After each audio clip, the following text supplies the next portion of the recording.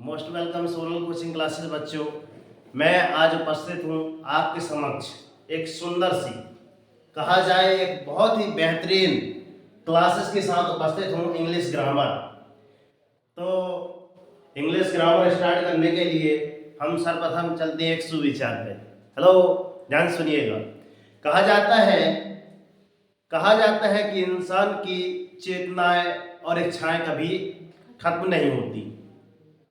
इंसान की चेतनाएं इच्छा कभी खत्म ही नहीं होती हैं। यदि इंसान की इच्छा पूरी बढ़ती है ना, पूरी हो जाती है, तो थोड़ा सा लोभ बढ़ता है। क्या बढ़ता है? लोभ। अगर इच्छा पूरी नहीं होती, इच्छा पूरी हो जाएगी तो क्या बढ़ेगा? लोभ बढ़ेगा। और इच्छा पूरी नहीं होती तो क्या आएगा? क्रोध बढ़ता है।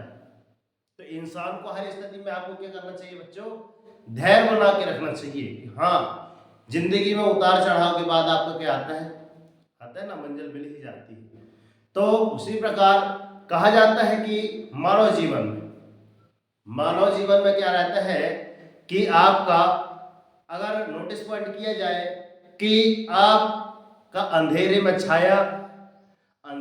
छाया और बुढ़ापे में काया, और जब आप बीमार हो तो उसमें माया कभी साथ नहीं देती। तो ओके, इसी सुविचार के साथ चलते हैं अपनी कोचिंग पे। पिछली वीडियो हमने समथिंग पढ़ाई थी बच्चों के लिए, पहली से पांचवी के बच्चों के लिए।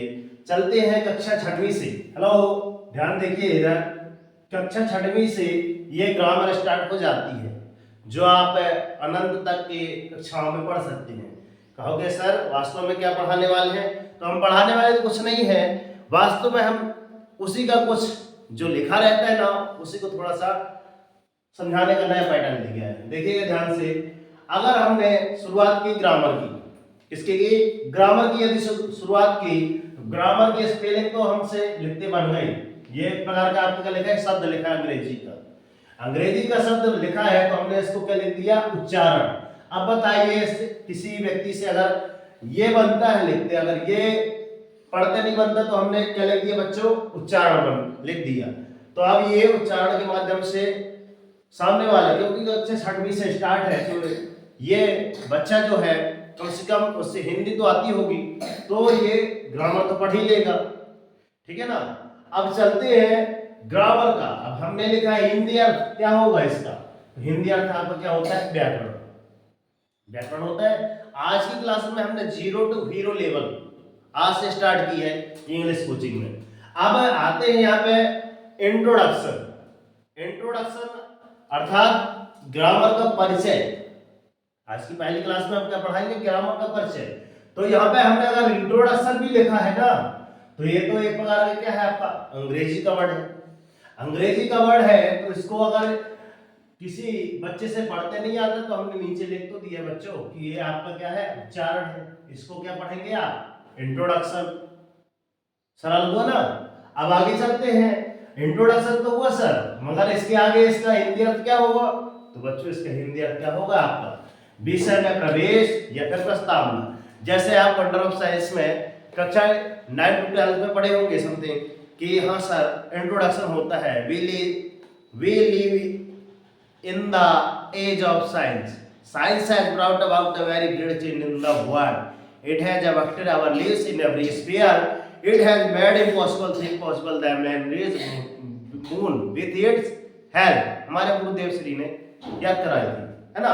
तो इसमें भी वही पॉइंट है। इंट्रोडक्शन मतलब आपका प्रस्तावना। जैसे आपका परिचय करने के लिए मैम योर इंट्रोडक्शन प्लीज, ऐसा हो जाता है। ठीक है, तो चलते हैं यहाँ पे।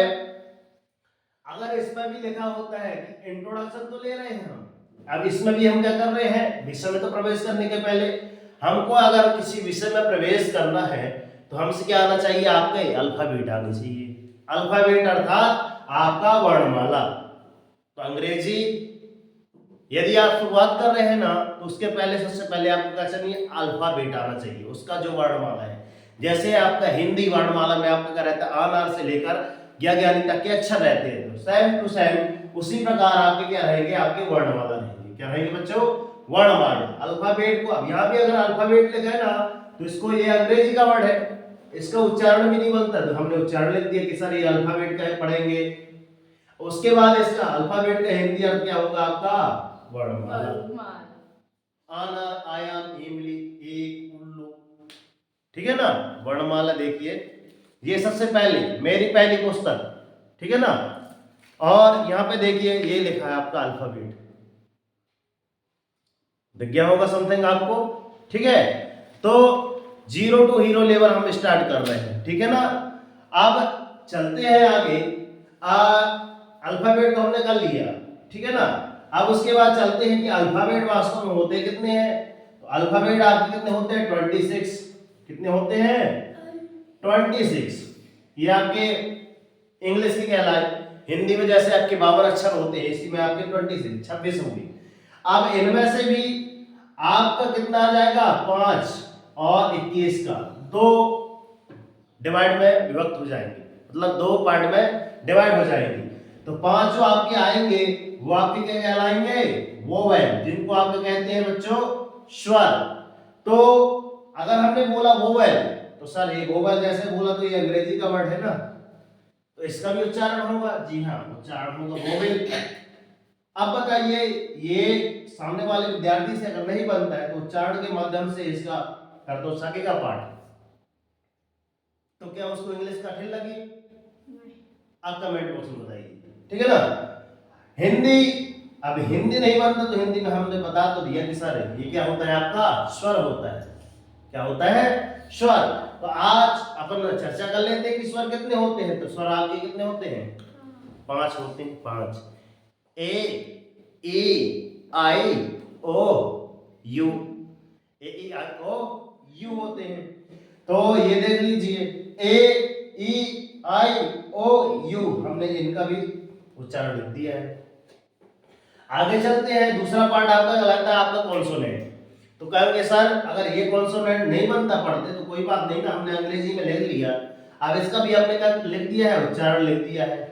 तो इसको नहीं बनता तो बच्चा ये तो पढ़ लेगा। तो ये लिखा है कॉन्सोनेंट, उच्चारण के माध्यम से। अब ये कॉन्सोनेंट का नहीं बनता तो हमने लिख दिया है कि सर हिंदी अर्थ इसका क्या होता है? आपका व्यंजन है। तो इनको जितने हैं, इनको सभी को छोड़ के जितने भी ये आपके क्या लिखे हैं? अल्फाबेट लिखे हैं, यही आपके क्या कहलाएंगे? कॉन्सोनेंट कहलाएंगे। कहोगे सर हाँ इतना तो थोड़ा सा ठीक लगा, चलिए अब मैं इसका और थोड़ा सा, इतना करने के बाद हमारे पास निचोड़ क्या निकला, कुछ पॉइंट वगैरह। तो देखिए ध्यान से निकला क्या। फर्स्ट में हमने क्या सीखा? अल्फाबेट। क्या सीखा? अल्फाबेट। जो आपके कितने रहते हैं? 26 में आपके कितने रहेंगे? 5 और 21, ठीक है ना। अल्फाबेट मतलब जैसे अगर लिखा है रे श मा, रे श मा, तो राम आर ई रे एस एच, है ना, ए, फिर एम ए, मतलब ये आपके अल्फाबेट ही तो है। ये आपके ये हिंदी के अल्फाबेट कहला गए, ठीक है ना। मतलब एक प्रकार से आपकी खड़ी वाले कहला गए, ठीक। अगर ये आपको देख लीजिए, जैसे एग्जांपल फॉर अमन ले लिया, ठीक है ना। अमन को क्या लिखेंगे? ए अलग, एम अलग, ए अलग, एन अलग। अब बताइए आपके अल्फाबेट ही तो है। अब अल्फाबेट है आपके, इनको जब एकत्रित करेंगे, हेलो, अब एक साथ क्या करेंगे? जोड़ेंगे, ऐड करेंगे, तो नाम निकल के आएगा आपका क्या? अमन। क्या आएगा? A M A N. तो ये आपको क्या बन जाएगा बच्चों? एक प्रकार का शब्द बन जाएगा। तो ये आपका कितना हुआ? दूसरा स्टेप हुआ। तीसरा स्टेप देखना ध्यान से। अगर हम क्या चलते हैं, ये अल्फाबेट के बाद आपका वर्ड हुआ, वर्ड मतलब शब्द होता है। उसके बाद आप चलते हैं किसमें? सेंटेंस में। तो सेंटेंस में अगर हमने लिख दिया रेशमा की कहानी, तो ये आपका एक प्रकार क्या है? सेंटेंस ही तो है। अगर लिख दिया हमने A M A N, Aman is a good boy, क्या लिख दिया? Good boy. क्या लिख दिया? Good boy. तो बताइए वास्तव में आपका एक प्रकार से वाक्य ही तो है कि अमन एक बहुत ही अच्छा लड़का है। अच्छा लड़का है, बहुत ही अच्छा लड़का है। ठीक है, तो ये हमने आज रिवाइज किया, देखा ध्यान से कि हाँ सर हमने फोकस किया है इनके उच्चारण पे और इसकी आपकी हिंदी अर्थ पे, ठीक है ना। कैसी रही वीडियो आप बताइएगा जरूर। तो मिलते हैं नेक्स्ट वीडियो में, तब तक के लिए जय हिंद। कर दिखाओ ऐसा कि दुनिया करना चाहिए आपके जैसा, और उठो जागो संघर्ष करो, तब तक नहीं रुकना जब तक कि आपको आपका लक्ष्य ना मिल जाए। और आज के लिए एक टारगेट फिक्स करना है कि जब तक कि ये हमारी ग्रामर हमको याद नहीं हो जाती आज बस की जो इस वीडियो में देखिए, तब तक हमको दिन भर में सुख चैन नींद से त्याग देना है। जब तक याद नहीं होता तब तक नहीं कहते, जब तक तोड़ेंगे नहीं तब तक छोड़ेंगे नहीं।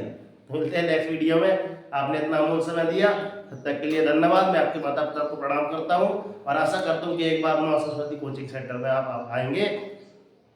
तो आपका हार्दिक वंदन, स्वागत, अभिनंदन है इस सोनू कोचिंग क्लास में। मिलते हैं नेक्स्ट वीडियो में।